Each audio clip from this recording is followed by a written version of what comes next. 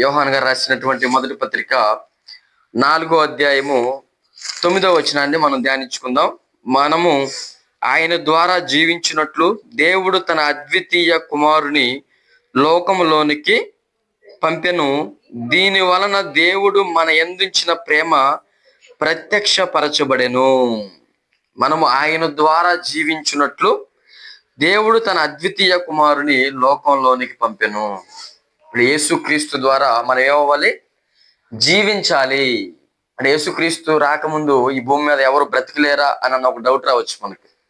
ఏమంటే పేరుకు మాత్రం బ్రతికున్నారు కానీ మృతమైనటువంటి జీవితాలతో ఉన్నారు ఈ లోకం అంతా కూడా.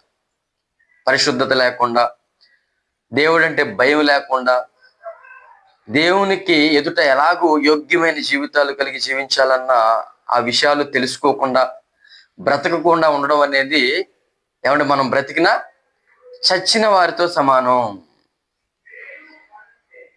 అంటే కొంతమంది చెబుతూ ఉంటారు కదా, పెద్దలు కూడా కొన్ని సూక్తులు, కొన్ని సామెతలు చెబుతారు. ఏమంటే మనకున్నటువంటి ఆ గుణగణాలు, శీలము అంటారు కదా, ఆ ప్రవర్తన ఏదైతే ఉందో దానిని మనం పోగొట్టుకున్నప్పుడు మనం బ్రతికినా సరే చచ్చిన వారితో సమానం అంటారు. ఎందుకురా బ్రతుకుతున్నావు నువ్వు అంటారు. వారికి ఉన్న చెడు వ్యసనాలను బట్టి, వారికి ఉన్నటువంటి చెడు కార్యక్రమాలను బట్టి బ్రతుకుతున్న సమాజాన్ని చూసి పెద్దలు ఏమంటారంటే, నువ్వు బ్రతుకుతున్నావు కానీ నువ్వు బతుకుతుంది కుక్క బతుకుతుందిరా అని కొన్ని సామెతలు పెద్దవాళ్ళు మాట్లాడుతూ ఉంటారు. అంటే దానిలో ఉన్న ఉద్దేశం ఏంటంటే, బ్రతకటం ముఖ్యం కాదు, పవిత్రత కలిగి బ్రతకడం అనేది చాలా చాలా ముఖ్యమైనది అని దాని ఉద్దేశం అనమాట.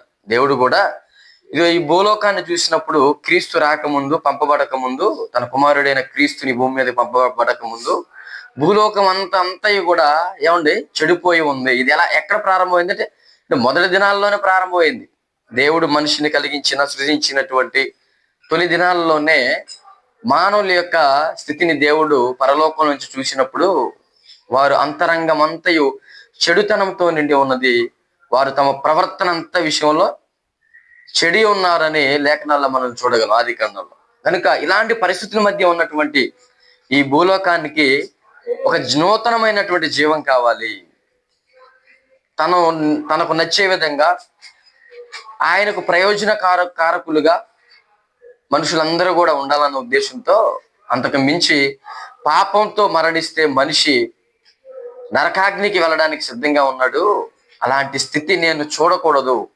అలాంటి బాధ పడేది వాళ్ళైనా సరే, నా కుమారులు అక్కడికి వెళ్ళిపోతున్నారు కనుక, నా కుమార్తెలు అక్కడికి వెళ్ళిపోతున్నారు కనుక నిత్య నరకానికి, అలాంటి స్థితి నుంచి తప్పించబడడానికి నా కుమారుడైనటువంటి క్రీస్తును లోకరక్షకుడుగా మరలా జీవాన్ని పోసుకోవడానికి లోకంలో ఉన్న వారందరూ కూడా, ఇదిగో ఈయనను నేను పంపుతున్నాను. అందుకే మనము ఆయన యందు జీవం పొందినట్లు ఆయన తన కుమారుడిని భూమి మీదకి పంపించాడు. ఇందులో దేవుని ప్రేమ ప్రత్యక్షపరచబడింది అంటున్నాడు లేఖనాల్లో మనం చదువుకున్నటువంటి వాక్య భాగంలో. అంటే నిజంగా యేసుక్రీస్తు వారు ఈ భూమి మీదకి రాకపోతే శరీరధారిగా ఒక్కొక్కసారి ఆలోచించుకున్నప్పుడు చాలా కష్టం కదా అని అనిపిస్తూ ఉంటుంది.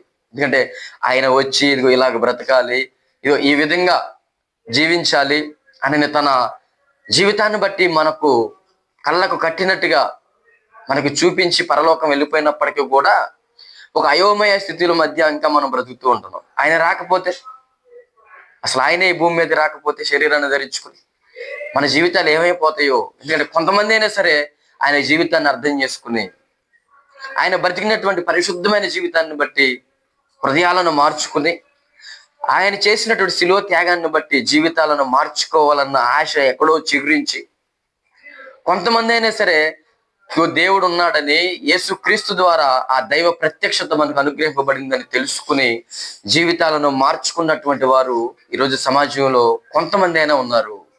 లేకపోతే అసలు ఊహించుకుంటేనే చాలా భయంకరమైనటువంటి పరిస్థితి.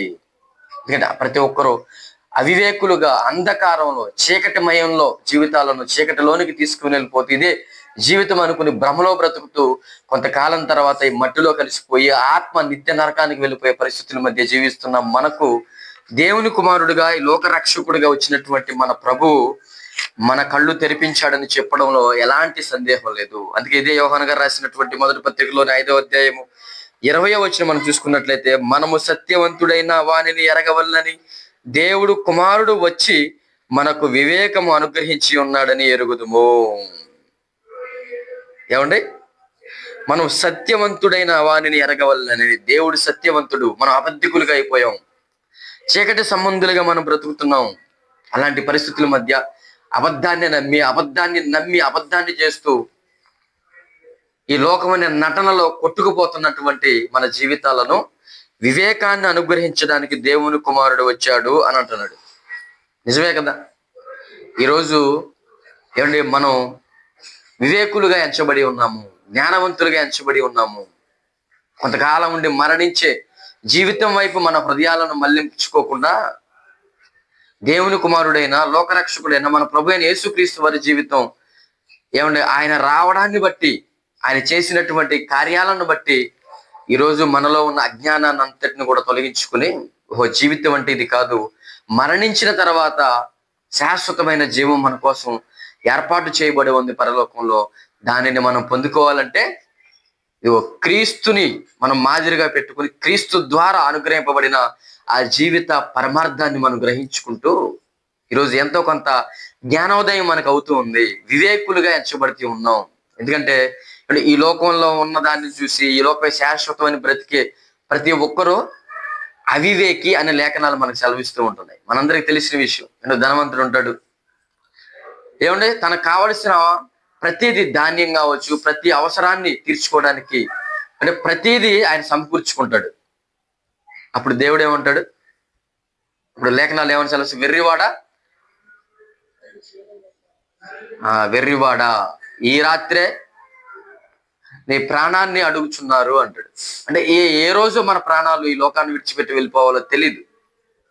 ఈరోజు ఈ కాలాల్లో, ఈ దినాలలో భయంకరమైనటువంటి మరణాలు, భయంకరమైన, అసలు ఈ విధంగా కూడా జరిగిద్దా అన్నట్టుగా ఊహించుకోలేనంతగా జీవితాలు కాలగర్భంలో కలిసిపోతూ ఉంటున్నాయి. ఇప్పుడు చిన్న పిల్లవాడు పెన్సిల్ జేబులో పెట్టుకున్నాడు, ఏదో పరిగెత్తుతూ ఉన్నాడు, ఆ పరిగెత్తే క్రమంలో కింద పడ్డాడు, ఆ జేబులో ఉన్న పెన్సిల్ గుండెల్లోనికి దూసుకుని వెళ్ళిపోయింది, ఆ గుండెకి బెజ్జం పడింది, హాస్పిటల్కి తీసుకెళ్లేసరికి మరణించాడు అని డాక్టర్లు చెప్పారు. అంటే ఎంత విచిత్రం! అలా జరుగుతుందని మనం ఊహిస్తామని చెప్పండి? అసలు మన కలలో కూడా ఊహించలేం అలా జరిగిద్ది. అలాగూ ఆ ప్రమాదానికి గురైపోయి ఆ బాలుడు చనిపోతాడు. అంటే కర్ణాటకలో నిన్నటి దినాన బస్సు లారీ గుద్దుకోవడం, భయంకరమైనటువంటి ప్రమాదం, 20 మంది సజీవ దహనం అయ్యారు. అలాంటి ఎన్నో చూసాం మనం. ఊహించని విధంగా మరణాలు మన కళ్ళ ముందుకు వచ్చేస్తున్నాయి, మనలోనికి మనం వెళ్ళిపోతా ఉన్నాం. కాబట్టి ఇలాంటి జీవితాన్ని చూస్తున్నప్పుడు, ఇలాంటి తాత్కాలికమైనది మన జీవితం అని అర్థం అవుతున్నప్పుడు, జరుగుతున్న పరిస్థితులను బట్టి ఇంకా మనం ఇదే శాశ్వతంగా నమ్ముతున్నాం అంటే మనం నిజంగా అజ్ఞానవంతులము, వివేకులము అని చెప్పుకోవడానికి అంటే అవకాశం ఎక్కడ ఉంది చెప్పండి? ఇంకా అదే భ్రమలో బ్రతుకుతున్నాం అంటే.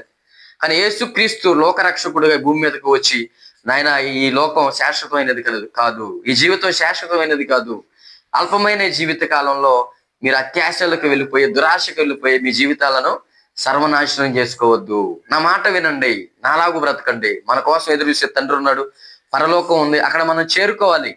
అది నిజమైనటువంటి శాశ్వతమైనటువంటి జీవం. ఆ జీవంలోనికి మనం ప్రవేశింపబడాలంటే ఈ భూమి మీద మనం జీవాన్ని పొందుకోవాలి. ఆ జీవం క్రీస్తు ద్వారా మనకు అనుగ్రహింపబడింది. మనం చదువుకున్నాం కదా, ఆయన ద్వారా మనం జీవం పొందినట్లు ఆయనను ఈ లోకంలోనికి తండ్రి పంపించాడు. ఎంత అద్భుతంగా జీవిత పరమార్థాన్ని తెలియజేసే మాటలు. అక్కడ కన్ఫ్యూజ్ అవడానికి ఏమన్నా ఉందా చెప్పండి? ఎంత క్లారిటీగా దేవుని మాటలు మనకు అర్థం అవుతూ ఉంటుంది, ఎంత క్లారిటీగా.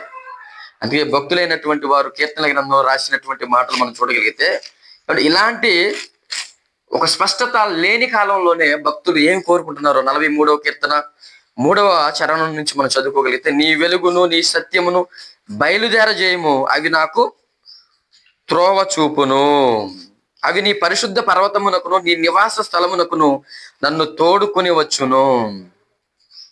అంటే నీ వెలుగును నీ సత్యమును బయలుదేరజేయము, అవి నాకు త్రోవ చూపును.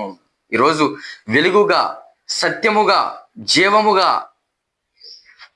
ఆయన ప్రత్యక్షమయ్యాడు. ఒకనాడు అది లేక అలాంటి ప్రత్యక్షత, అలాంటి సత్యము, అలాంటి వెలుగు సంబంధి అయినటువంటి క్రీస్తు లేక ఇది అలాంటివి మా ముందు నువ్వు బయలుదేర చేస్తే, మా దగ్గరికి అవి తీసుకుని వస్తే అవి నీ పరిశుద్ధ పర్వతమునకు, నీ నివాస స్థలమునకు నన్ను తోడుకుని వచ్చును.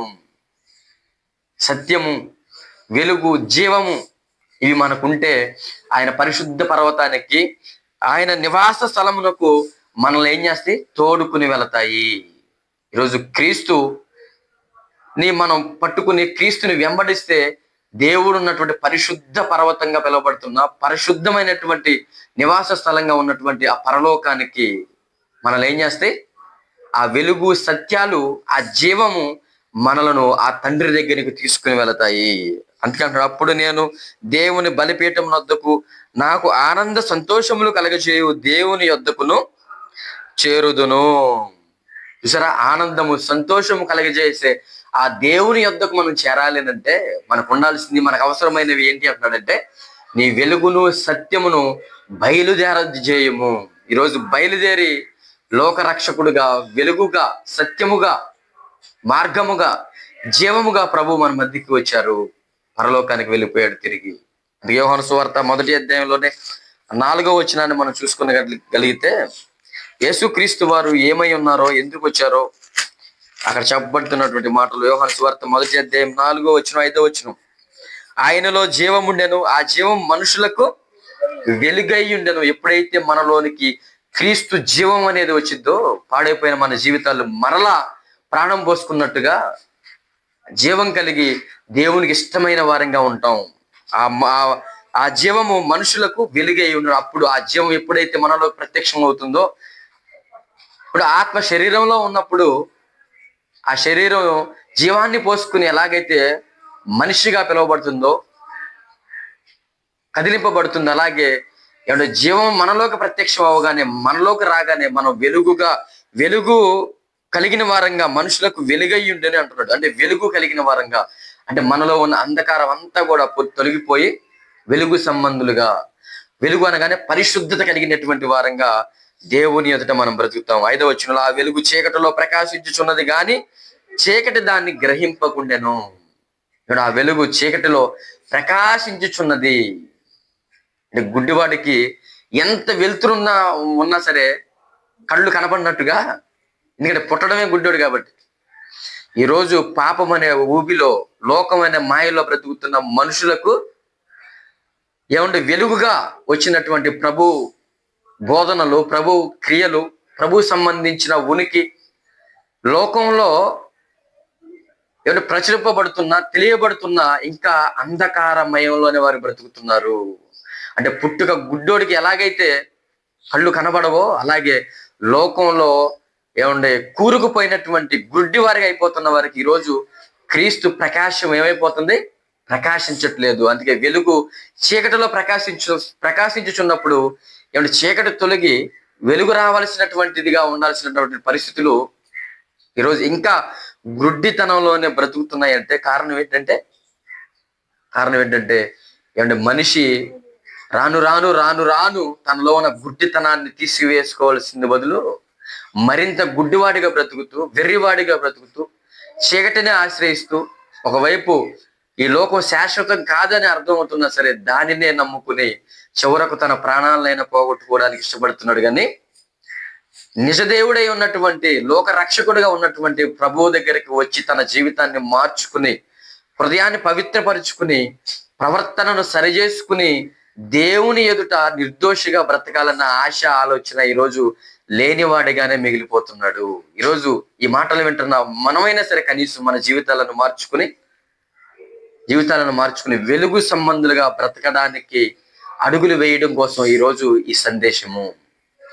ఈరోజు ఆ సందేశం అంటే యేసుక్రీస్తు వారు గూర్చినటువంటి ప్రవక్తల గ్రంథాల్లో మనం చూడగలిగితే రాయబడిన మాటలు మన హృదయాలలో ఎంతగానో అంటే ప్రభావితాన్ని చేస్తే, మార్పు దశకు తీసుకుని వెళ్తాయి. మలాకి గ్రంథము 4వ అధ్యాయం 2వ వచనం, అయితే నా నామమునందు భయభక్తులు గలవారకు మీకు నీతి సూర్యుడు ఉదయించును, అతని రెక్కలు ఆరోగ్యమును కలగజేయును గనుక మీరు బయలుదేరి కొవ్విన దూడలు గంతులు వేయునట్లు గంతులు వేయుదురు. నా నామమందు భయభక్తులు గలవారగు మీకు నీతి సూర్యుడు ఉదయించును. దేవుడు ఉన్నాడని, ఆయన సమస్తమును పరిశీలించి చూస్తున్నాడని ఎప్పుడైతే మన హృదయాల్లో ఈ విధమైన ఆలోచన వచ్చి దేవుని పట్ల భయం కలిగి, భక్తి కలిగి మనం ఎప్పుడైతే బ్రతకాలనే ఆశ కలిగి ఉంటామో అలాంటి వారి జీవితాలలో నీతి సూర్యుడు ఉదయిస్తాడు. నీతి సూర్యుడు. ఈరోజు భక్తి అనగానే ఏమనుకుంటున్నారంటే, ఏమండి, ఫార్మాలిటీ కోసం ఫ్యాషన్ అయిపోయింది ఒకరిని చూసి ఒకరు భక్తి అనగానే. అంటే నిజమైన భక్తి ఆయన యందు భయభక్తులు కలిగి జీవించడం, చెడుతనాన్ని అసహించుకోవడం, జీవితాలను మార్చుకోవడం, మన మాటను మార్చుకోవాలి, మన చూపును మార్చుకోవాలి, మన ప్రవర్తనను మార్చుకోవాలి, మన సమస్త దేవునికి ఏదైతే మాలిన్యం అని చెప్తున్నాడో మన శరీరం కావచ్చు, ఆత్మకు కలిగిన అపవిత్రతను తీసివేసుకుని దేవుని ఎదుట పరిశుద్ధంగా బ్రతకాలన్న ఆశ, ఆలోచన కలిగి జీవించడమే దేవుని యందు భయభక్తులు కలిగి జీవించడం. ఇలాంటి ఆశ మనలో రావాలి, ఆ ఆశ మనలో చిగురించాలి.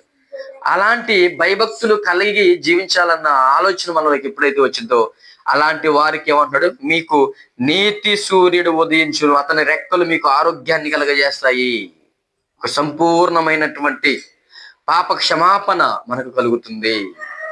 పాపం అనే రోగంతో బ్రతుకుతున్నటువంటి మన జీవితాలకు ఒక సంపూర్ణమైనటువంటి ఆరోగ్యాన్ని కలిగజేస్తాయి ఆయన రెక్కలు. ఏమంటే మనం బయలుదేరి కొవ్విన దూడలు గంతులు వేసినట్లు మనం గంతులు వేస్తాము. పుష్టిగా ఉన్న దూడలు ఎలా గంతులు వేస్తాయి? ఆరోగ్యంగా ఉన్నప్పుడు తన ఆనందాన్ని వ్యక్తం చేయడం కోసం గంతులు వేస్తాయి, పరుగులు పెడతాయి. ఈరోజు మనం కూడా దేవుణ్ణి ఎరిగితే, ఆ నీతి సూర్యుడిగా పంపబడినటువంటి లోకరక్షకుడైన యేసుక్రీస్తు వారి క్రాంతి మన మీద ప్రకాశింపబడితే మనలో ఉన్న చీకటి అంతా అంతరించిపోయి అంతమొందించబడి వెలుగు సంబంధులుగా మనం బ్రతుకుతాం. ఆరోగ్యవంతులుగా అనగా పాపం లేని పవిత్రత కలిగినటువంటి జీవితాలతో మనం జీవిస్తాం. అప్పుడు ఆ జీవితాలు ఎంత గంతులు వేస్తాయో తెలుసా? అంటే పాపంతో ఉన్నవాడు ఆనందంగా ఉండగలడా చెప్పండి? ఉండలేడు. అదే పాపం చేయవారు బహుగా భయపడుతున్నారు అంటారు బైబిల్లో అని రాయబడి ఉంటుంది. ఎప్పుడు ఏం జరుగుతుందన్న భయాందోళన, పెరిగితనంతో, ఆందోళనతో, మనోవ్యాధితో, మానసికమైనటువంటి వ్యధలతో ఈరోజు మనుషులు బ్రతకడానికి కారణం ఏంటంటే ఒక సంపూర్ణమైనటువంటి ఆత్మరక్షణ, ఆత్మకు స్వస్థత, ఆత్మ ఆరోగ్యంగా ఉండడం, ఇవి లేకపోవడాన్ని బట్టి మనిషి ఈరోజు కృషించిపోతూ తనలో ఉన్న మనోవ్యాకులాన్ని బట్టి మనిషి రోజు రోజుకి నీరసించిపోతున్నాడు. కానీ నిజమైన దేవుణ్ణి తెలుసుకుంటే మనం కొవ్విన దూడలు గంతులు వేసినట్లు మనం గంతులు వేస్తాం. ఇది ఎప్పుడు జరిగిందంటే మన మీద నీతి సూర్యుడిగా ఉన్నటువంటి ప్రభు యొక్క క్రాంతి మన మీద ప్రకాశింపబడాలి. ఏమండి, ఈ ఆఫర్ని, ఈ అదృష్టాన్ని, ఈ ఆధిక్యతను మనం పోగొట్టుకోకూడదు. సద్వినియోగం చేసుకోవాలి. చిట్ట చివరిగా తన కుమారుడైన యేసుక్రీస్తు వారిని భూమి మీదకి పంపించి ఒక అవకాశాన్ని ఈ లోకానికి దేవుడు అనుగ్రహించాడు. మనల్ని మనం మార్చుకోవడానికి, మన జీవితాలను మార్చుకోవడానికి, దేవునికి ఇష్టమైన వారంగా ఉండడానికి, ఆ భయంకరమైన నరకంలోనికి వెళ్ళిపోకుండా ఆ నిత్య జీవంలోనికి వెళ్ళడానికి తన ప్రియ కుమారుడైన, మన రక్షకుడైన, మన ప్రభువుని ఈ లోకంలోనికి పంపించాడు మన తండ్రి. అందుకే రకరకాల విధానాల్లో దేవుడు ప్రవక్తల ద్వారా, అనేకమైనటువంటి వ్యక్తుల ద్వారా అనేక విధాలుగా మాట్లాడినటువంటి దేవుడు తన కుమారుడైన క్రీస్తు ద్వారా ఈ దినముల అంతమందు మనతో మాట్లాడాడు అని రాయబడి ఉంటుంది హెబ్రీయులకు రాసిన పత్రిక 1వ అధ్యాయం 1-2 వచనాల్లో. కాబట్టి ఒక చిట్ట చివరి అవకాశం యేసుక్రీస్తు వారిని ఈ భూమి మీదకి పంపించడంలో ఉన్న ఉద్దేశం, దానిని కూడా మనం వద్దనుకుంటున్నాం. చూసారా ఎంత దౌర్భాగ్యులు మనం!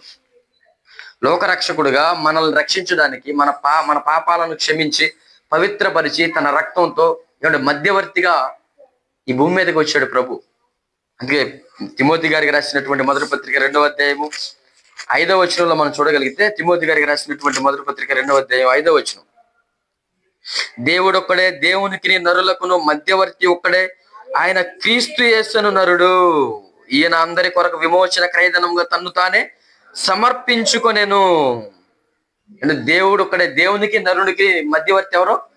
యేసుక్రీస్తు. ఆయన క్రీస్తు యేసును నరుడు, నర రూపాన్ని ధరించుకుని ఆత్మగా ఉన్నటువంటి ఆయన తండ్రి కుడిపార్శ్వమున ఉన్నటువంటి ఆయన శరీరాన్ని ధరించుకుని మనలాంటి రక్త మాంసాలు కలిగిన వాడిగా మరియ గర్భంలో, కన్యకైన మరియ గర్భంలో నుంచి బయటకు వచ్చి మనలాంటి శరీరంతో ఈ భూమి మీదకి వచ్చి ఎందుకు వచ్చాడో తెలుసా?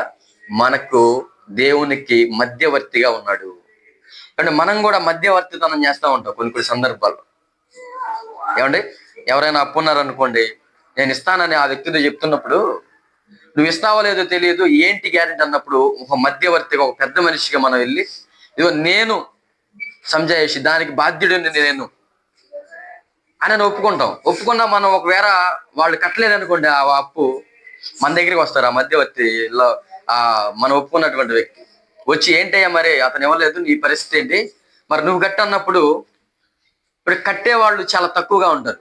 ఏదో ఉన్నానండి ఉండమంటే, అంతేగాని నేను కడతానా, నేను ఎక్కడి నుంచి తీసుకొస్తాను, వాడు కనబడితే చూద్దామలే నేను తీసుకులాక్కొస్తానని ఏదో 2 మాటలు చెప్పి తప్పించుకోవడానికి ప్రయత్నం చేస్తారు. కట్టేవాళ్ళు తక్కువ మంది.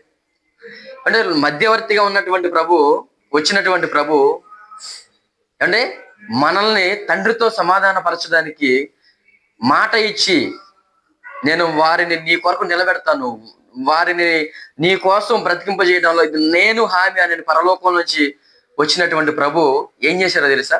మనందరికీ తెలుసు, మరొకసారి జ్ఞాపకం చేసుకుందాం. ఆయన మనందరూ, అందుకే అంటున్నాడు కింద వచనంలో ఏమంటున్నాడు? మధ్యవర్తిగా ఉన్నటువంటి ఆయన, ఈయన అందరి కొరకు విమోచన క్రయధనముగా తన్ను తానే సమర్పించుకొనెను. మధ్యవర్తిగా ఉన్నటువంటి ఈయన తన ప్రాణాన్ని పణంగా పెట్టాడు. తప్పించుకోలా, మనం తప్పించుకునే దానికి ప్లాన్ వేస్తున్నట్టుగా, వేసుకునేటట్టుగా ఆయన తప్పించుకోలేదు. మనల్ని తండ్రితో సమాధాన పరచడానికి, మనకు ఉన్నటువంటి అవిధేయత స్థితిని తీసివేయడానికి అవసరమైతే ఆయన ఏం చేశాడు? తన ప్రాణాన్ని మనందరి విమోచన క్రయధనముగా ఆయన పెట్టిన వాడిగా మనకు కనబడుతూ ఉంటాడు. ఎంత ప్రేమ మనం అంటే ప్రభు. మధ్యవర్తిగా వచ్చినటువంటి ఆయన మాట తప్పకుండా మనలను తండ్రితో సమాధాన పరిచే క్రమంలో తన ప్రాణాన్నే ఆయన అర్పించాడు. కానీ పాత నిబంధన కాలంలో ప్రభు రాకముందు ఉన్నటువంటి కార్యక్రమాలు, పరిస్థితులను బట్టి మాట్లాడుతూ యెషయా గారు రాయాల్సినటువంటి గ్రంథంలో, యెషయా గ్రంథము 59వ అధ్యాయంలో కొన్ని విషయాలు మనం చదువుకోగలిగితే, అంటే క్రీస్తు రాకముందు, మధ్యవర్తిగా రాకముందు ఉన్న పరిస్థితులు 59వ అధ్యాయము 1వ వచనం నుండి చదువుకుందాం. రక్షింపనేరక యుండినట్లు యెహోవా హస్తము కురచ కాలేదు, విననేరక యుండినట్లు ఆయన చెవులు మందం కాలేదు. మీ దోషములు మీకును మీ దేవునికి అడ్డముగా వచ్చెను, మీ పాపములు ఆయన ముఖమును మీకు మరుగుపరచును గనుక ఆయన ఆలకింపకున్నాడు. ఒక ప్రార్థన చేసిన ఫలితం లేదు. ఏదైనా దేవుడి నుంచి ఆశించాలన్న ఆలోచన వచ్చినా ఏమి కార్యక్రమాలు, ఏమి క్రియలు జరగట్లేదు, కార్యాలు జరగట్లేదు. కారణం ఏంటంటే మన పాపాలు, మన దోషాలు అడ్డుగా ఉన్నాయి. రక్షించడానికి ఆయన సిద్ధంగా ఉన్నాడు, కానీ రక్షణలోనికి మనల్ని తీసుకుని వచ్చే మరి నడిపించేటటువంటి ఆ క్రియలు, ఆ ఆలోచన మనుషుల్లో లేకుండా పోయింది. కింద మనం చదువుకుంటూ వస్తే, నీతిని బట్టి ఎవడను సాక్ష్యం పలకడు, సత్యమును బట్టి ఎవడు వ్యాజ్యం ఆడడు, అందరూ వ్యర్థమైన దాన్ని నమ్ముకుని మోసపు మాటలు పలుకుతురు, చెడును గర్భం ధరించి పాపమును కందును. అంటే చెడులో మనిషి ఏమైపోయాడు? ముదిరిపోయాడు, ఉత్తీర్ణుడైపోయాడు, సర్టిఫికెట్ తీసుకునే విధంగా మనిషి అయిపోయాడు. అంటే ఎంత చెడిపోయాడంటే మనిషి, ఎంతగా అంటే దేవుడు అసహించుకునేటట్టుగా మనిషి అయిపోయాడు. చెడుని గర్భం ధరించి అంటే పాపానికి అంటున్నాడంట. ఎంత భయంకరం! అసలు మన పోలిక ఏంటి? మన స్వరూపం ఏంటి? దేవుని స్వరూపం, దేవుని పోలిక. అంటే దేవునిలో నుంచి వచ్చినటువంటి మనం ఎలా అయిపోయాం? చెడుని ధరించుకుంటున్నావా? పాపాన్ని కంటున్నావా? పాపంలో మనిషి ఉత్తీర్ణుడైపోయాడు, ఫలించాడు. మంచిలో మనిషి ఎదగాల్సింది పోయి చెడులో రోజు రోజుకి మనిషి ఏమైపోతున్నాడు? గొప్పవాడైపోతున్నాడు అంటున్నాడు. ఇలాంటి పరిస్థితుల మధ్య కింద వచనంలో 7వ వచనంలో వారి కాళ్ళు పాపం చేయ పరిగెత్తుచున్నవి, నిరపరాధులను చంపుటకు అవి త్వరపడును, వారి తలంపులు పాప హేతుకములైన తలంపులు, పాడును నాశనమును వారి త్రోవల్లో ఉన్నవి. దేవుడిచ్చిన ఈ కాళ్ళు మంచి చేయడానికైతే, పాపం చేయడానికి మనిషి ఏం చేస్తున్నాడంట? పరిగెత్తుచున్నాడు. ఈ చేతులతో మంచి కార్యాలు చేయాల్సిన మనిషి ఏమంటే నిరపరాధులను చంపుటకు త్వరపడుతున్నాడు. అంటే ఒక వ్యక్తికి హాని చేసేటప్పుడు ఈ చేతులతో 100కి 1కి 100 సార్లు ఆలోచించాలి మనం. ఏంటి ఈ చేతులు ఇచ్చిన దేవుడు ఇతన్ని చంపడానికా, ఇతన్ని కొట్టడానికా, ఇతనికి హాని చేయడానికా అని ఆలోచించాల్సినటువంటి మనిషి ఏమవుతాడంట, త్వరపడుతున్నాడంట, పరిగెత్తుతున్నాడంట.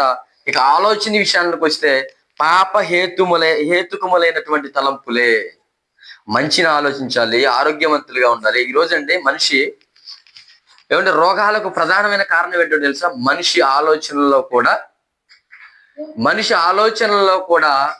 ఏమండి మంచి లేకపోవడాన్ని బట్టి ఆ చెడు అనేది నరాల్లోనికి జీర్ణించిపోవడాన్ని బట్టి ఏమంటే భయంకరమైనటువంటి వ్యాధులు ఈరోజు మనుషుల్లోనికి చోటు చేసుకున్నాయి.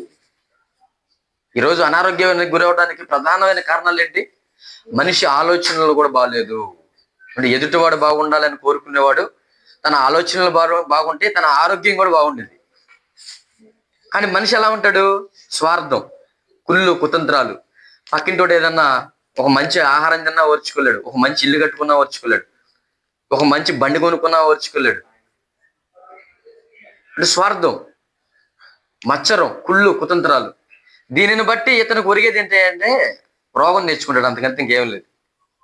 అంటే ఆలోచనల దగ్గర నుండి చేతులు కాళ్ళు చెడు చేయడానికి ఏం చేస్తున్నాయి? పరిగెత్తుతున్నాయి, త్వరపెడుతూ ఉన్నాయి. పాపమును నాశనమును వారి త్రోవల్లో ఉన్నాయి. ఇలా చేయడాన్ని బట్టి వారు పాపాన్ని మూట కట్టుకుంటున్నారు. ఏమంటే నాశనం వారి మార్గంలో త్రోవల్లో ఉన్నాయి అంటున్నాడు. మీరు చెడు చేసినోడికి భవిష్యత్తు మంచి జరిగిద్దా? ఎప్పుడైనా గుర్తుపెట్టుకోండి, నేను మంచి చేస్తున్నాను కనుక నా భవిష్యత్తు నాకు మంచి జరిగిద్ది అన్న ఆశతో బతకండి, మీకు నిజంగానే మంచి జరిగింది. చెడు చేసుకుంటూ నేను నాకు మంచి జరగాలన్న ఆలోచనతో బతికితే ఎప్పటికీ అది జరగదు. దేవుడనే ఆయన పరలోకంలో నుంచి మనల్ని చూస్తా ఉంటున్నాడు, కనిపెడతా ఉంటున్నాడు, సమస్తం పరిశీలిస్తున్నాడు. ఆయన ఏం పట్టించుకోవట్లేదు అనుకుంటున్నారో. మనుషుల హృదయ ఆలోచనలో కూడా ఎరిగినవాడు దేవుడు అంటే. ఏదో దేవుడు పేరు చెప్పుకుని ఏదో దేవాన్ని అనేది ఇస్తున్నాను, దేవుడి కోసం ఇది చేస్తాను అది చేస్తున్నాను అని అనుకుంటాం. మనం తాత్కాలికమైన ఆ ఉపశమనం అది. అలా అనుకుంటే మన హృదయం మారాలి, మన జీవితం మారాలి, ఈ చేతుల్లో చేసే పనులు మారాలి, ఈ మెదడుతో ఆలోచించే ఆలోచన విధానం మారాలి. మార్పు అంటే అది, దేవుడిని తెలుసుకోవడం అంటే అది. ఇంకా కింద వచ్చిన వాళ్ళు అంటాడు 8వ వచనం, శాంతి వర్తనమును వారు ఎరుగరు, వారి నడవడులలో న్యాయము కనబడదు, వారు తమ కొరకు వంకర త్రోవలు కల్పించుకొనిచున్నారు, వాటిలో నడుచువాడెవడును శాంతి నొందడు. వాటిలో నడిచేవాడు శాంతి నందుడు. కావున న్యాయము మాకు దూరంగా ఉన్నది, నీతి మమ్మను కలుసుకున్నట్టు లేదు. ఇంకెక్కడ నీతి నిన్ను కలుసుకునేది? నా నీతి సూర్యుడు ఉదయించును, ఆయన ఆ రెక్కలు మనకు ఆరోగ్యాన్ని ఇస్తే మనం చదువుకున్నాం కదా మలకి గ్రంథంలో. అంటే నీతి మాకు దూరంగా ఉంది, నీతి మమ్మల్ని కలుసుకోవటం లేదు, న్యాయం మాకు దూరంగా ఉంది అంటున్నాడంటే జీవితమే బాగాలేనప్పుడు ఇంకా నీతి న్యాయాలు మన దగ్గరికి ఎలా వస్తాయి? అందుకే యేసుక్రీస్తు ఏమంటారంటే, ఇది హృదయం అనే తలుపు నది వద్ద నేను నిలుచుని తట్టుచున్నాను, ఎవడైనా తలుపు తీస్తే నేను వాడి ఇంటిలోనికి వస్తాను. అంటే మన హృదయంలోనికి వస్తాడు, మన జీవితాన్ని మారుస్తాడు. మనం నీతి అంటే పడకుండా, న్యాయంగా బ్రతకాలని ఆశ లేకుండా, ఉదయం లేచిన దగ్గర నుంచి మరలా నిద్రించే రాత్రి వరకు కూడా ఏమంటే చెడునే మనం కోరుకుంటుంటే ఇంకా ఆయన ఎక్కడ మన హృదయంలోకి వస్తాడు చెప్పండి? రావడానికి అవకాశం ఉందా? లేదు. అందుకే న్యాయం మాకు దూరంగా ఉంది, నీతి మమ్మల్ని కలుసుకోవటం లేదు. ఇంకంటున్నాడు, వెలుగు కొరకు మేము కనిపెట్టుకొనిచున్నాము గాని చీకటియే ప్రాప్తించును, ప్రకాశం కొరకు ఎదురు చూచున్నాం గాని అంధకారంలోనే నడుచుచున్నాము, గోడ కొరకు గుడ్డివాని వల్లే తడవలాడుచున్నాము, కన్నులు లేని వారి వల్లే తడవలాడుచున్నాము, సంధ్య చీకటి ఎందు వల్లే మధ్యాహ్న కాలమున కాలు జారి పడుచున్నాము, బాగుగా బ్రతుకుచున్న వారిలో నుండి చచ్చిన వారి వలె ఉన్నాము. బాగా బ్రతకాల్సినటువంటి మనం చచ్చిన స్థితిలోనికి వెళ్ళిపోయాం. ఎందుకు? మనకున్న అవిధేయ స్థితిని బట్టి, మనకున్న పాపపు స్థితిని బట్టి. ఇంకా కింద వచనాల్లో చదువుకుంటే కింద వచనాల్లో 13వ వచనం, తిరుగుబాటు చేయుటయు యెహోవాను విసర్జించుటయు మా దేవుని వెంబడింపక వెనుక తీయుటయు బాధాకరమైన మాటలు, విధికి వ్యతిరేక్తమైన మాటలు వచించుటయు హృదయమున యోచించుకుని అసత్యపు మాటలు పలుకుటయు ఇవే మా వలన జరుగుచున్నవి. అంటే వాళ్ళు ట్రై చేస్తున్నారు. ప్రభు రాకముందు ఉన్న లోకంలో ఉన్న మనుషులు, ఇశ్రాయేలీయులు కావచ్చు, వారు ఏం చేస్తున్నారంటే ట్రై చేస్తున్నారు బాగా బ్రతకాలని. కానీ ఏమవుతుందంట? అది అది మా వల్ల అవ్వట్లేదు అంటున్నాడు.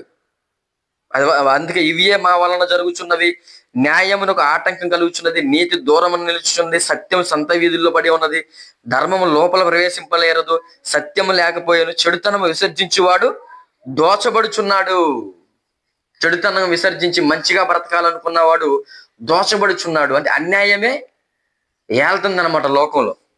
ఇంకా న్యాయము జరగకపోవుట యెహోవా చూచెను, అది ఆయన దృష్టికి ప్రతికూలమై ఉండెను.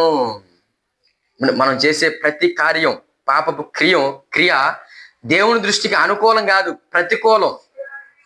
అంటే ఆయనకి మనం ఏం చేస్తున్నాం? కోపాన్ని రేపుతున్నాం అని అర్థం. మనం చేసే ప్రతి అవిధేయ స్థితి, ప్రతి పాపం దేవునికి ఎదుట అవిధేయులుగా మనం అవుతున్నాము, ప్రతికూలమంగా మనం బ్రతుకుతున్నాము. ఏటైనా ఏ ఉగ్రత వచ్చిందో అలాంటి వారికి తెలీదు, అలాంటి వారికి తెలీదు. పాపం చేసేటప్పుడు చాలా మధురంగానే ఉంటుంది, చాలా హ్యాపీగానే అనిపిస్తూ ఉంటుంది. అందుకే బైబిల్లో రాయబడ్డమాట, వారు శ్రేయస్సు కలిగి తమ దినములు గడుపుతారు, ఒక్క క్షణంలో పాతాళానికి వెళ్ళిపోతారు. మనం మరణించామా, కళ్ళు మూసామా, పాపానికి వచ్చే జీతం మరణం, అనగా నిత్య నరకం. ఆ నరకంలోనికి వెళ్ళిపోతాం. ఈ భూమి మీద ఎవడేం చేసినా ఏం చేసినా చాలా మన అవుతుంది అని మనం అనుకుంటాం. కానీ దేవుడు చూస్తాడు. ఒకరోజు ఏదో ఒక రూపంలో మరణంలోనికి తీసుకుని వెళ్తాడు. ఆ మరణించిన తర్వాత మన ఆత్మ నిత్య నరకానికి వెళ్ళిపోతుంది. అది భయంకరమైన శిక్ష, వేదన, అరుపులు, కేకలు, ఒక నీటి చుక్క లేని పరిస్థితులు. ఏమంటే ఎన్ని రోజులయ్యా అంటే దానికి టైం లేదు. యుగాలు, జీవితకాలం అంతయు ఇంత అంతా చెప్పుకుంటాం లేదు. అక్కడే మన జీవితం ఏమిటి, ఆ మంటల్లో, ఆరని అగ్నిలో మన జీవితాలు గందరగోళానికి మధ్య వెళ్ళిపోతాయి. రక్షించే నాదుడు ఎవరు ఉండరు. ఇక్కడికైతే మనల్ని రక్షించడం కోసం ప్రభుని పంపించాడు దేవుడు, లోకరక్షకుడుగా. తండ్రి తన కుమారుడైన క్రీస్తుని పంపించాడు. కానీ ఒక నరకంలోనికి వెళ్ళిపోతే రక్షణ అనడానికి వీలు లేదు, దానిలోంచి తప్పించబడ్డానికి వీలు లేదు. అందుకే లోక రక్షకుడుగా ఆయన పంపబడ్డాడు అంటాడు. అందుకే కింద వచనంలో 16వ వచనంలో మనం చదువుకున్నట్టు యెషయా గ్రంథం 59:16లో, సంరక్షకుడు లేకపోవట ఆయన చూచెను, మధ్యవర్తి లేకుండా చూచి ఆశ్చర్యపడెను. మధ్యవర్తి లేకపోవడాన్ని బట్టి ఇవన్నీ కూడా జరిగినాయి. ఈరోజు మధ్యవర్తిగా, దేవునికి నరులకు మధ్యవర్తిగా లోకరక్షకుడైన ప్రభు వచ్చాడు. ఆయన వచ్చి మన అందరి పాప విమోచన కొరకు ఆయన సిలువలో మరణించాడు. ఈరోజు మనకి ఒక మార్గం చూపించేవారు ఉన్నారు, ప్రభు. పాపంలో బ్రతుకుతున్నటువంటి మన జీవితాలు, నేను పాపంలో ఉన్నాను అని మనకు అర్థం అయితే పాపంలోని విడిపించగలిగే ఆ పరిస్థితిని యేసుక్రీస్తు ద్వారా తండ్రి మనకు నియమించాడు. కానీ నరకంలోనికి వెళ్ళిపోతే ఇవి అక్కడ అప్లై అవ్వవు అనమాట. అందుకే లోకరక్షకుడుగా వచ్చినటువంటి ప్రభువుని మనం ఏం చేయాలి? ఆయన మాటలను అనుసరించి, స్వీకరించి, లోకరక్షకుడని ఒప్పుకుని, మన పాపాలకు విముక్తి కలిగింపజేసేది ఆయనని తెలుసుకుని, ఆయనను మనం హత్తుకుని జీవించడానికి ప్రయత్నం చేయాలి. సిద్ధపడిపోవాలి, ప్రయత్నం కాదు. ఎప్పుడైతే మన చెవులిలో, మన హృదయంలో ఈ మాటలు, దైవ సంబంధమైన మాటలు పడతాయో, ఆ మాటలు మన హృదయంలో పడిన మరుక్షణమే మన జీవితాలను మనం ఏం చేసుకోవాలి? సరి చేసుకోవాలి, బాగు చేసుకోవాలి, పవిత్రపరుచుకోవాలని ఆయన రాకడ, ఆయన మొదటి రాకడ, ఆయన పుట్టుక మనకు తెలియజేస్తూ ఉంటుంది. పండగ పేరు చెప్పుకుని తినడం, తాగడం, సరదాలు తీర్చుకుని తాగడం కూడా చేస్తున్నారు చాలా మంది. అంటే ఎగరుతున్నారు స్టేజీలు కట్టుకుని. అది కాదు చేయాల్సింది. జీవితాలను మార్చుకోవడానికి ఆయన వచ్చాడు. మనల్ని మనం మార్చుకోవాలి, కనీసం ఈ క్రిస్మస్ లోనైనా సరే అన్న ఆలోచన మన హృదయంలోనే తెచ్చుకోవాలి. అలా కాకుండా ఇంకా తిని తాగి జీవితాలు మార్చుకోకుండా ఇంకా అదే యథావిధిగా పండగ పేరు చెప్పుకుని ఇంకా 2 పాపాలు ఎక్కువ చేస్తారు. అంటే తాగిన వాడి నోట్లోంచి మాటలు, మంచి మాటలు వస్తాయా? ఇంకా చెడు మాటలే వస్తాయి. కాబట్టి క్రిస్మస్ రోజు ఏమవుతున్నారు ఇలాంటి బ్యాచ్ అంతా కూడా? క్రిస్మస్ దినాన్న మరొక 2 ఎక్కువ చేస్తున్నారు అన్నట్టుగా జీవితాలు కనబడతా ఉంటాయి. అంటే క్రిస్మస్ లో ఉన్న, క్రీస్తు పుట్టుకలో ఉన్న, క్రీస్తు పంపబడంలో ఉన్న ఉద్దేశం ఏంటంటే, పాడైపోయిన, చీకటిలో ఉన్న మన జీవితాలు, చచ్చినటువంటి మన జీవితాలు జీవం పోసుకోవాలి. చీకటిలో ఉన్న మన జీవితాలు వెలిగింపబడాలి. మరణంలోనికి వెళ్ళిపోతున్న మన జీవితాలు నిత్య జీవంలోనికి వెళ్ళడానికి సిద్ధపడాలి. ఇది క్రిస్మస్ యొక్క సందేశం. క్రిస్మస్ క్రీస్తు పుట్టుక మనం నేర్పిస్తున్నటువంటి విధానం. అందుకే పాత నిబంధన గ్రంథంలోనే కీర్తనల గ్రంథము క్రీస్తు గూర్చినటువంటి మాటలు మాట్లాడుతూ కీర్తనల గ్రంథము 2వ అధ్యాయము, కీర్తనల గ్రంథం 2వ అధ్యాయము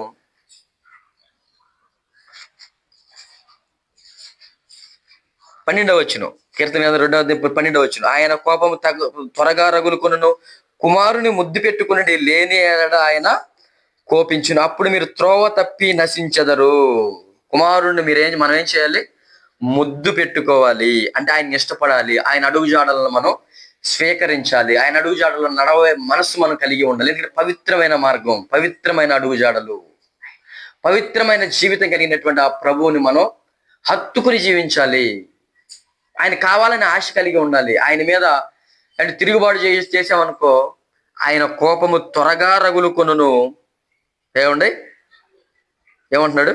కుమారుని ముద్దు పెట్టుకుని లేని ఎడల ఆయన కోపించును, అప్పుడు మీరు త్రోవ తప్పిన ఇక రక్షించే నాదుడు ఉన్నాడు. క్రీస్తునే మనం వద్దనుకుంటున్నామంటే, క్రీస్తు మీద తిరుగుబాటు చేస్తున్నామంటే, క్రీస్తు బోధనలో, క్రీస్తు క్రియలు, క్రీస్తు మాటలు, క్రీస్తు విధానాన్ని మనం వద్దనుకుని తిరుగుబాటు చేస్తున్నామంటే అప్పుడు మీరు త్రోవ తప్పి నశించదరు అంటున్నాడు. అలా నశించడం మన జీవితాల్లో జరగకూడదు. నశించే వారంగా మనం ఉండకూడదు. లోక రక్షకుడుగా దేవుని కుమారుడుగా పంపబడిన ఆయనను మనం ముద్దు పెట్టుకోవాలంటే ఆయన హత్తుకు ఆయన ఇష్టపడాలి. లేదంటే ఆయన కోపం రగులు. ఎందుకంటే చిట్టిందని చెప్పినట్టుగా చిట్ట చివరి అవకాశంగా ఈ అవకాశం మనకి అనుగ్రహింపబడింది. క్రీస్తు రావడం అనేది మన జీవితాలను సరి చేసుకోవడానికి, బాగు చేసుకోవడానికి. కాబట్టి నశించే వారిగా మనం ఉండకూడదు. ఆయనను హత్తుకుని బ్రతికి ఆయనను మన హృదయంలో చేర్చుకుని మన జీవితాలను గమ్యం వైపు గురి కలిగిన వారంగా, దేవుని దగ్గరికి చేరడమే లక్ష్యంగా పెట్టుకుని ముందుకు వెళ్ళే వారంగా మనం ఉండాలనే లేఖనాలు మనకు బోధిస్తూ ఉంటున్నాయి. లేఖనాలు మనకు బోధిస్తూ ఉన్నాయి.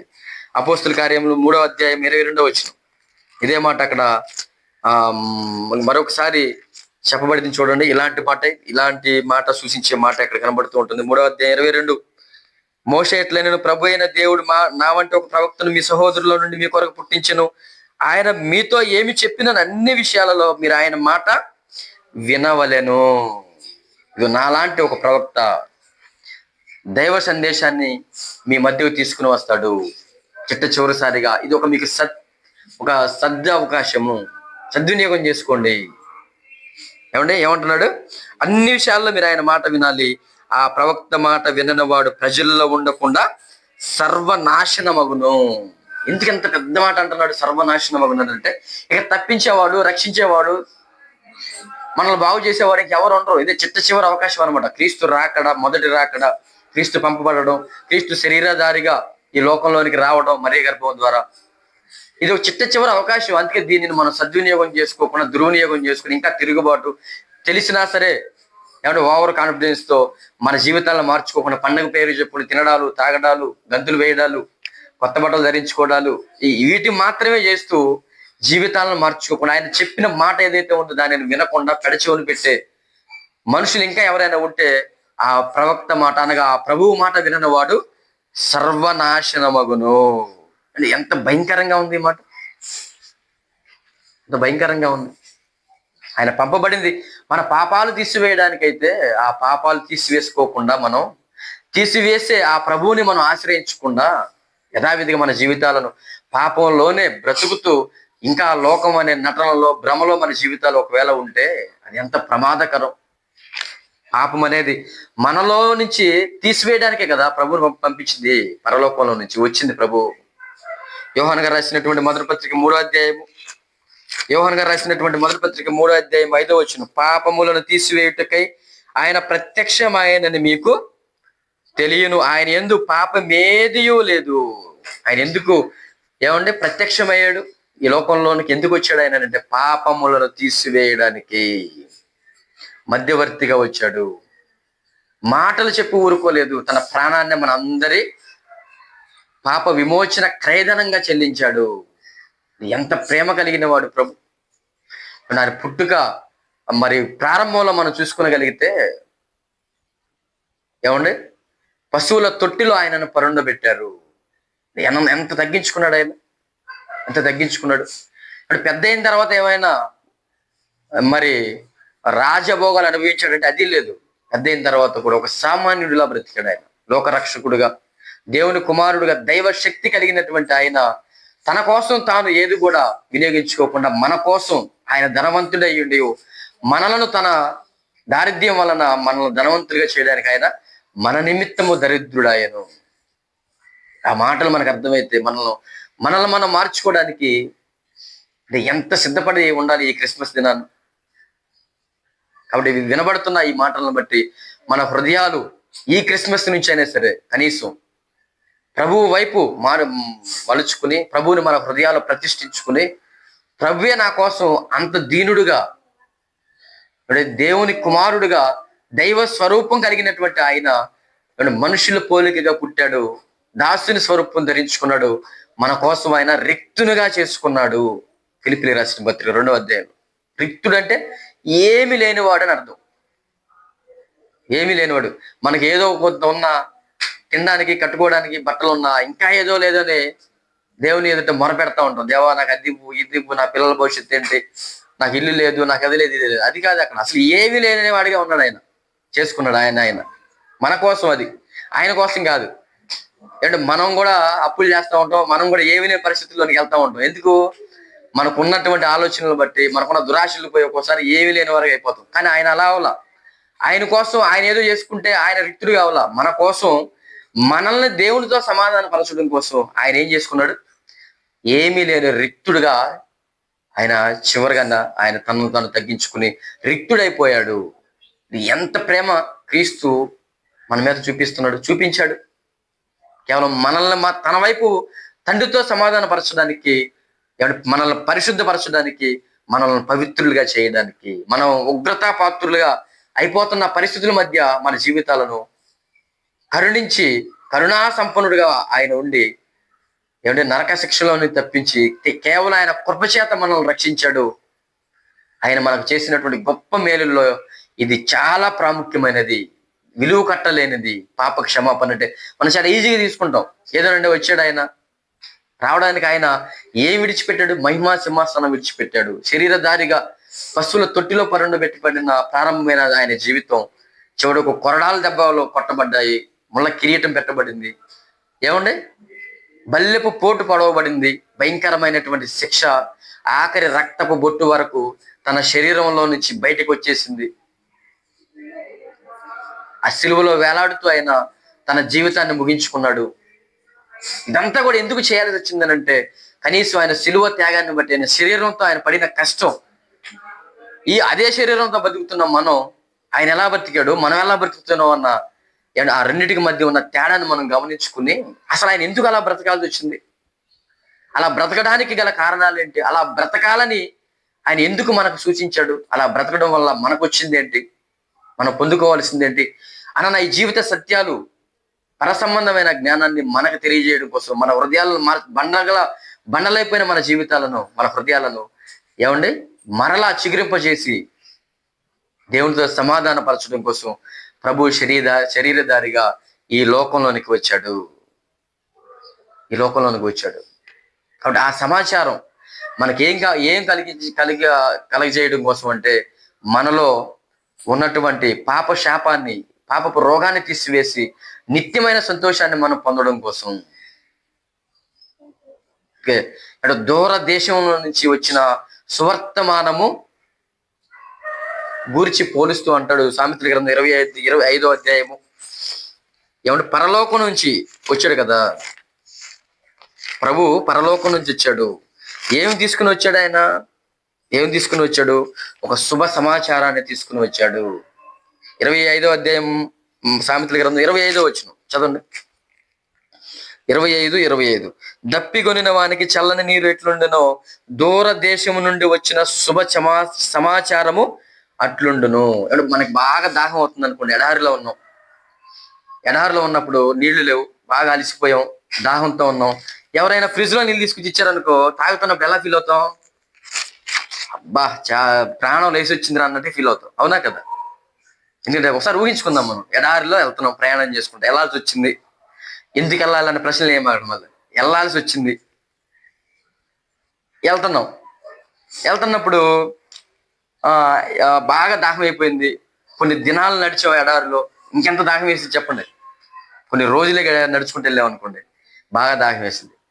దాహం వేస్తున్నా మనకి ఎవరన్నా తీసుకొచ్చి లక్కీగా ఇది ఈ ఫ్రిడ్జ్ లో నీళ్ళు తాగా అన్నారు అనుకోండి, ఎంత హ్యాపీగా ఫీల్ అవుతాం మనం. చాలు ఈ జీవితం, బతికేంద్ర బాబు అన్నట్టు ఫీల్ అవుతామా లేదా? అలాగే దూరదేశము నుండి వచ్చిన శుభ సమాచారము అట్లుండు. ఇప్పుడు దూరదేశం నుంచి మనకి బహుమతులు పంపిస్తూ ఉంటారు. మనకి ఎవరైనా ఉన్నారనుకోండి, కొన్ని రాష్ట్రాల నుంచి, మన దేశంలో నుంచి లేరేమో ఒకవేళ, మనకి రాష్ట్రాల నుంచి చెన్నైల ప్రాంతాల్లో బట్టలు కొంచెం తక్కువ రేట్లో వస్తాయంట. అక్కడ నుంచి ఏదైనా బట్టలు తీసుకొచ్చారనుకోండి, దాని విలువ చాలా తక్కువగా ఉంటే క్వాలిటీ చాలా ఎక్కువగా ఉన్నట్టు కనబడతా ఉంటుంది. అప్పుడు మనం ఆనందం హద్దులు ఉండవు. అంతేనా, 100 ఇది 200 అబ్బా చాలా బాగుందని హ్యాపీగా ఫీల్ అవుతూ ఉంటాం. అంటే దూరదేశంలో, దూర రాష్ట్రంలోంచి, లేదంటే మనకి ఎవరన్నా వేరే దేశంలో బంధువులు ఉంటే అక్కడి నుంచి వచ్చేటప్పుడు ఇక్కడ దొరకని కొన్ని వస్తువులు తీసుకొచ్చి మనకి ఇస్తూ ఉంటారు. అవి చూసుకుని మనం ఎలా అవుతాం, చాలా గొప్పగా ఫీల్ అవుతూ ఉంటాం. ఏమండి? అలాంటిది దూరదేశం నుంచి వచ్చిన శుభ సమాచారము అట్లుండు అంటున్నాడు. దూరదేశం అంటే పరలోకం, అంటే మరొక లోకం. ఒక మాట చెప్పాలంటే దేశం కూడా కాదు, మరొక లోకం. అక్కడ నుంచి ప్రభు ఏం తీసుకుని వచ్చాడు మన అందరి కోసం? శుభ సమాచారాన్ని తీసుకుని. అదే దూతలు మనకి చెప్తాయి కదా, దూతల ద్వారా అక్కడ గొర్రెల కాపలకి తెలియజేసినటువంటి మాట కూడా మనం చూడగలిగితే లోకాసువార్త 2వ అధ్యాయము,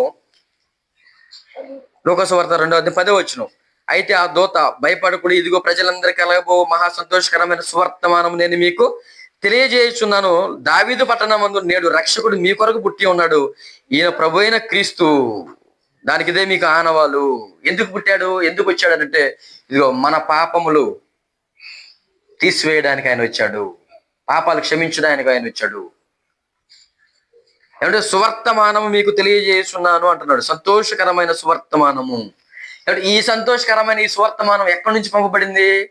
పరలోకంలో నుంచి పంపబడింది. దూరదేశంలో నుంచి వచ్చిన సమాచారమే, వస్తువులే, మన బంధువులు, లేదంటే ఒక మంచి వార్త తెచ్చినప్పుడు మనం ఎంత ఆనందపడతామో అంతకంటే గొప్ప వార్త సువర్తమానము, సంతోషకరమైన సువర్తమానము, క్రీస్తు జన్మదినము.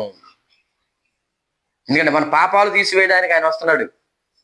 మనకు వస్తువులు ఇచ్చి, ఏదో ఆ వస్తువులు అంటే తినే వస్తువులు ఏదైనా తెచ్చారు అనుకోండి, మన బంధువులు తింటే ఏమైపోతాయి, ఉంటాయా అయిపోతాయా? అయిపోతాయి. వస్తువులు తీసుకొచ్చారు, కొన్ని రోజుల తర్వాత ఏమవుతాయి, పగిలిపోతాయి, చెడిపోతాయి, పడేస్తాం.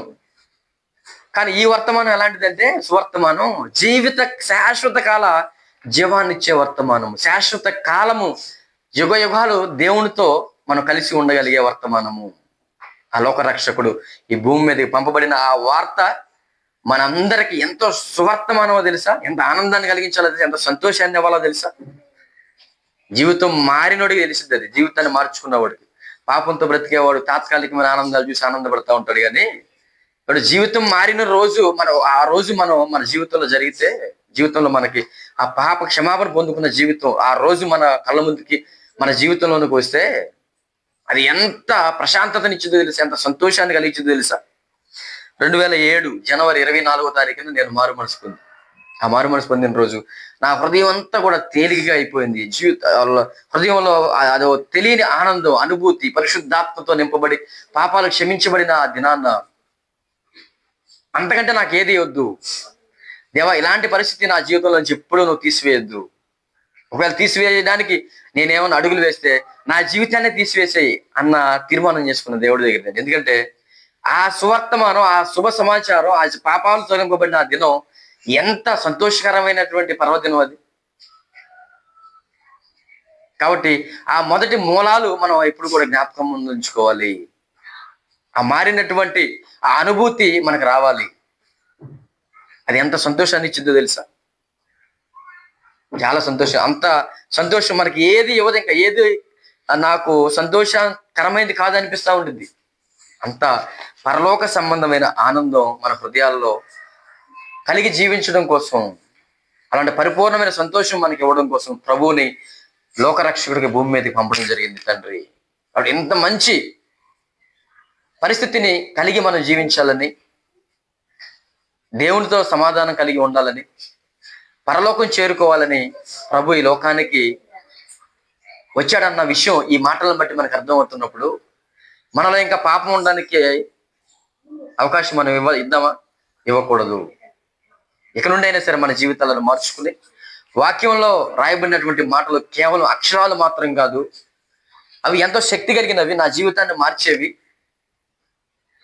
అది ఏ అంశం మనం మాట్లాడుకున్నా సరే, ఈరోజు మన ప్రభు యొక్క మరి పంపబడడాన్ని గురించి, ప్రభు యొక్క పుట్టుకని గురించి మాట్లాడుకుంటున్నాం. కానీ ఏ విషయమైనా సరే మన జీవితాల్లో ప్రతి మాట ఆత్మానుసారమైనదిగా మనం ఆలోచించినప్పుడు, ఆ మాటలో ఉన్న శక్తి విలువలు మనకు అర్థమవుతున్నప్పుడు మన జీవితాలు చాలా బాగుపడతాయి, మారడానికి అవకాశం ఉంటుంది. కాబట్టి ఈ దినం ఈ అంశం ప్రభు యొక్క రాకడ, మొదటి రాకడ, పుట్టుక, ఈ లోకంలోనికి పంపబడినటువంటి ఉద్దేశం కొన్ని మాటలుగా మనం అర్థం చేసుకోవడానికి ప్రయత్నం చేద్దాం. ఈ చెప్పబడిన ఈ మాటలు మన హృదయాల్లో చేర్చుకుని ఇక నుండైనా ప్రభుకి ఇష్టమైన, తండ్రికి ఇష్టమైనటువంటి జీవితాలు జీవిస్తూ మనలో ఊడుకట్టుకుపోయినటువంటి లోక మాలిన్యాన్ని తీసివేసుకుని ఈ క్రిస్మస్ నుంచి అయినా సరే మన జీవితాలను పరిపూర్ణమైన పరిశుద్ధత వైపు నడిపించుకుంటూ ప్రభువుని మన హృదయాలలో చేర్చుకుని మన కళ్ళ ముందు పెట్టుకుని ప్రభు ఎలాగూ జీవించడానికి జీవితాన్ని మనం ధ్యానించుకుంటూ వింటూ అలాగూ ప్రవర్తిస్తూ ఉండాలని ఈ క్రిస్మస్ దినాన్న ఇంకెన్నో మాటలు ఉన్నాయి, విస్తరించి మాట్లాడడం వల్ల మరి టైంకి ఎక్కువైపోతుంది కనుక ఇంతటితో ఈ కొన్ని మాటలు మనం ముగించుకుందాం. ప్రార్థన చేసుకుందాం. పరిశుద్ధమైన తండ్రి, మీకు వందనములు, స్తోత్రాలైనా మీ కృపా కనికరాలను బట్టి కొన్ని మాటలు మీ ఆత్మశక్తి ద్వారా మీరు అధ్యక్షుడిగా ఉండి మాకు బోధించారు తండ్రి. క్రీస్తు యొక్క మరి పుట్టుకను గురించి, ఆయన ఎందుకు వచ్చారో పరలోకం నుంచి భూమి మీద కన్నా విషయాలను, కొన్ని మాటలను మాకు బోధించారు తండ్రి. వినబడిన మీ మాటలు మా హృదయాలను నీరుగట్టి ఫలింపు దయచేయండి. ఈ క్రిస్మస్ నుంచి తండ్రి మా జీవితాల్లో ఒక నూతనమైన వరవడిలో మీకు ఇష్టమైనటువంటి క్రియలు, ఆలోచనలు కలిగి మా జీవితాలను క్రీస్తు రెండవ రాకడ కొరకు సిద్ధపడేవిగా ఉండడానికి సహాయాన్ని అనుగ్రహించమని, మమ్మల్ని సిద్ధపరచమని, మీ వాక్యానికి లోబడగలిగే హృదయాన్ని మాకు అనుగ్రహించమని, మీ జరైన కార్యక్రమాన్ని మీ దయగలేస్తారుగా చెప్పుకుంటూ మరి యూట్యూబ్ ద్వారా వింటున్న మీ ప్రియమైన పిల్లలను కృపతో జ్ఞాపకం చేసుకోండి. వారి హృదయాల్లో కూడా మరి నీరు కట్టి ఫలింపు చేసి వారి సమస్త అవసరతల్లో, వారి సమస్త ఆరోగ్యాల్లో మీరు తోడుని నడిపించమని కోరుతూ, సమస్త మహిమ ఘనత ప్రభావం మీకే చెల్లించుకుంటూ ఆత్మల వర్ధిల్లపు చేయమని కోరుతూ, మా ప్రభువుని రక్షకుడైన యేసు క్రీస్తు వారి పరిశుద్ధమైన నామం ఈ ప్రార్థన అడిగి వేడుకొచ్చున్నాము తండ్రి. ఆమేన్.